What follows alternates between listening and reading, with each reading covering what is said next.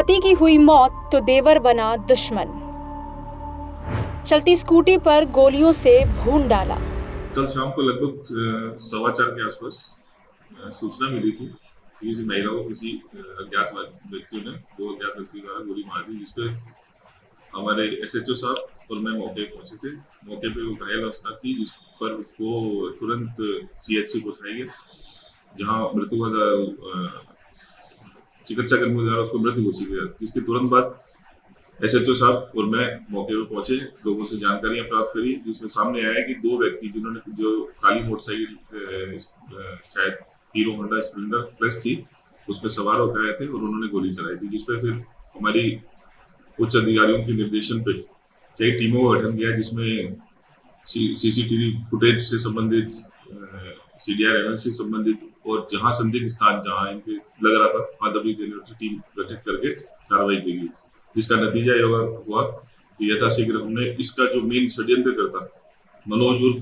हिम्मत गांव बुढ़वारी को गिरफ्तार कर लिया गया और अभी आगे अनुसंधान जारी है। मनोज बेसिकली जो जिसकी डेथ हुई है सुधा, इसका देवर है और सुधा का डाइवर्सन का कोई केस चल रहा था अपने उससे। पुष्पेंद्र जो उसका पति था और पुष्पेंद्र ने सुशीला नाम की एक लड़की से शादी कर ली थी और इसके पुष्पेंद्र की मृत्यु के पश्चात जो इसको परिलाभ मिलना था उसके संबंध में इनमें मनमुटाव चल रहा था। अभी पुलिस ने जो जानकारी दी वो इस खौफनाक हत्याकांड की आधी कहानी है।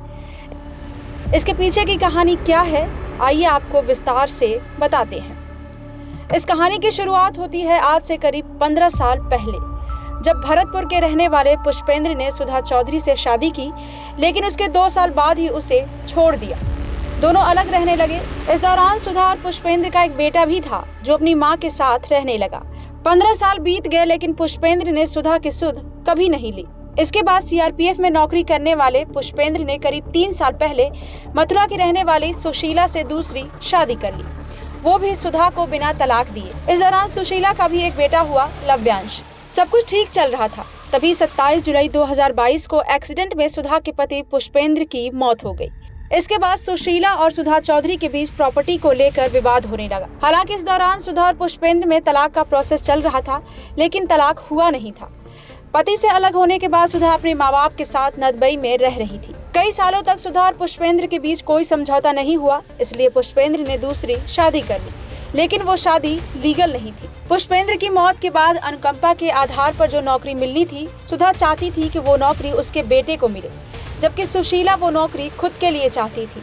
साथ ही सरकार की तरफ से जो पैसे भी मिलने वाले थे, इसे सुधा अपने पास रखना चाहती थी। उधर सुशीला भी यही चाहती थी, लेकिन पुष्पेंद्र के घर वालों ने ये तय कर लिया था कि पुष्पेंद्र की मौत के बाद सुशीला की शादी उनके छोटे बेटे मनोज के साथ कर दी जाएगी। मनोज भी पैसों के लालच में इस शादी के लिए तैयार हो गया, लेकिन मनोज की चालाकी के बीच रोड़ा बनकर खड़ी थी सुधा और उसका 17 साल का बेटा।